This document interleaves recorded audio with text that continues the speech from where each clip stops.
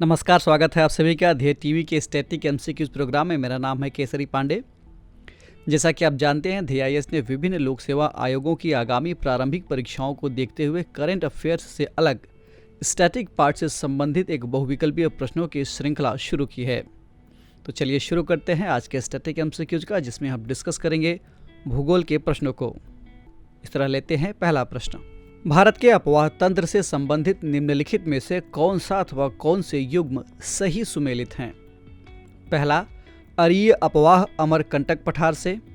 दूसरा, अंतःस्थलीय अपवाह पश्चिमी राजस्थान से। तीसरा, पूर्ववर्ती अपवाह हिमालय क्षेत्र से।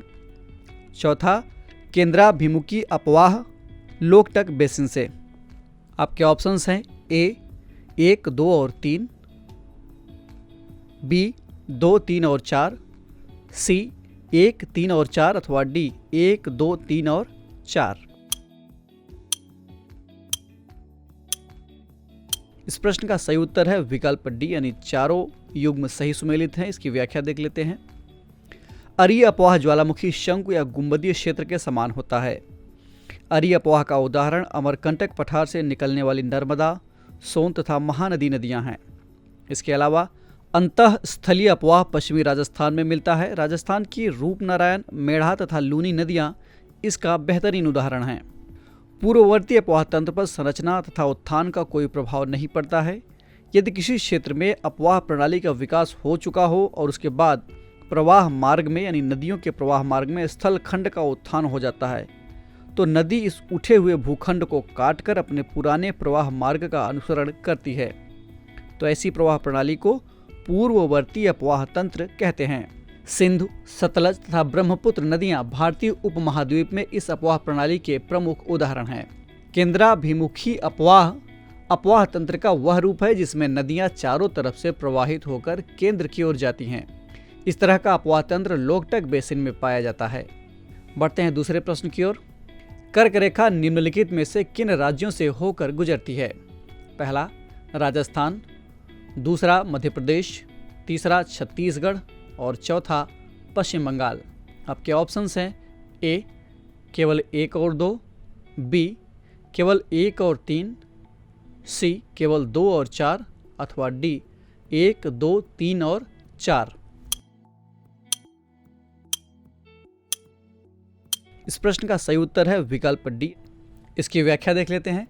कर्क रेखा देश के 8 राज्यों गुजरात, राजस्थान, मध्य प्रदेश, छत्तीसगढ़, झारखंड, पश्चिम बंगाल, त्रिपुरा और मिजोरम से होकर गुजरती है। इसे मैप पर आप अपनी स्क्रीन पर देख सकते हैं। कर्क रेखा को उत्तरी कटिबंध के नाम से भी जाना जाता है। ये भूमध्य रेखा के उत्तर में 23 डिग्री 26 मिनट 13.4 सेकेंड यानी 23.43705 डिग्री पर स्थित है। बढ़ते हैं तीसरे प्रश्न की ओर। 10 डिग्री चैनल विभाजित करता है। आपके ऑप्शंस हैं ए लक्षद्वीप और मालदीव को, बी लक्षद्वीप और सेशल्स को, सी अंडमान और निकोबार द्वीप समूह को अथवा डी लक्षद्वीप और मिनिकॉय को। इस प्रश्न का सही उत्तर है विकल्प सी। इसकी व्याख्या देख लेते हैं। 10 डिग्री चैनल बंगाल की खाड़ी में अंडमान द्वीप समूह और निकोबार द्वीप समूह को एक दूसरे से अलग करता है। द्वीपों के 2 समूह मिलकर अंडमान और निकोबार द्वीप समूह का भारतीय केंद्र शासित प्रदेश यानी यूनियन टेरिटरी का निर्माण करते हैं। बढ़ते हैं चौथे प्रश्न की ओर। निम्नलिखित युग्मों में से कौन सा असत्य है, यानी कौन सही सुमेलित नहीं है? विकल्प हैं ए नेटाल जलधारा, ये एक ठंडी जलधारा है और हिंद महासागर में है। बी इरमिंगर जलधारा, जो कि एक गर्म जलधारा है और अटलांटिक महासागर में है। सी सोमाली जलधारा, जो कि एक ठंडी जलधारा है और हिंद महासागर में है। अथवा डी गिनी जलधारा, जो कि एक गर्म जलधारा है और अटलांटिक महासागर में है। इसमें से आपको असत्य विकल्प चुनना है। इस प्रश्न का सही उत्तर है विकल्प ए। इसकी व्याख्या देख लेते हैं। नेटाल जलधारा अगुलहास गर्म जलधारा की एक शाखा है जो दक्षिण अफ्रीकी तट के सहारे प्रवाहित होती है, जबकि आपने प्रश्न में देखा कि इसे ठंडे जलधारा बताई गई है और हिंद महासागर में बताई गई है। खैर आगे बढ़ते हैं। इरमिंगर धारा आइसलैंड के दक्षिणी तट के सहारे पश्चिम दिशा में बहने वाली उत्तरी अटलांटिक की एक गर्म जलधारा है। सोमाली धारा सोमालिया और ओमान के तटीय क्षेत्र में प्रवाहित होने वाली पश्चिमी हिंद महासागर की एक ठंडी जलधारा है। और गिनी धारा उत्तरी अटलांटिक महासागर की एक गर्म जलधारा है। ये उत्तर से दक्षिण की ओर बहते हुए प्रति विषुवत रेखीय धारा से मिल जाती है। बढ़ते हैं 5वें प्रश्न की ओर। किनारी जलधारा एवं कैलिफोर्निया जलधारा की उत्पत्ति के लिए निम्नलिखित में से कौन सा कारक मुख्यतः उत्तरदायी है? ऑप्शंस हैं ए अधिक वर्षा, बी समुद्री सतह के नीचे के ठंडे जल का उत्प्रवाह यानी ऊपर की ओर आना, सी हिम शिलाखंडों का पिघलना यानी ग्लेशियर्स का, अथवा डी पछुआ पवनों का प्रवाह।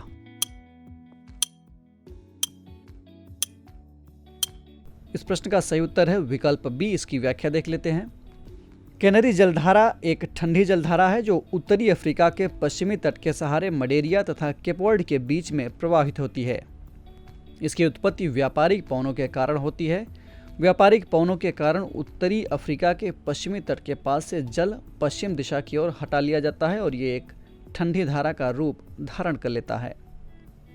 कैलिफोर्निया धारा एक ठंडी जलधारा है। वास्तव में ये उत्तरी प्रशांत महासागरीय धारा का ही एक बढ़ा हुआ भाग है।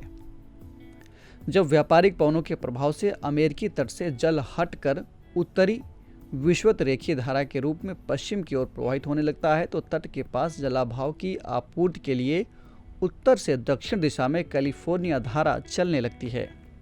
तो ये था आज का स्टैटिक एमसीक्यूज कार्यक्रम। कमेंट करके हमें ज़रूर बताइएगा कि आपके 5 में से कितने प्रश्न सही हुए। अगर आपको ये कार्यक्रम अच्छा लगा तो ध्यान के इस चैनल को लाइक, सब्सक्राइब अथवा शेयर करना ना भूलें। साथ ही बेल आइकन भी प्रेस करें ताकि आपको हमारे आने वाले सभी प्रोग्राम्स का नोटिफिकेशन मिलता रहे। अगले दिन हम फिर हाजिर होंगे एक नए विषय के स्टैटिक एमसीक्यूज के साथ। तब तक के लिए पढ़ते रहिए और बढ़ते रहिए। नमस्कार।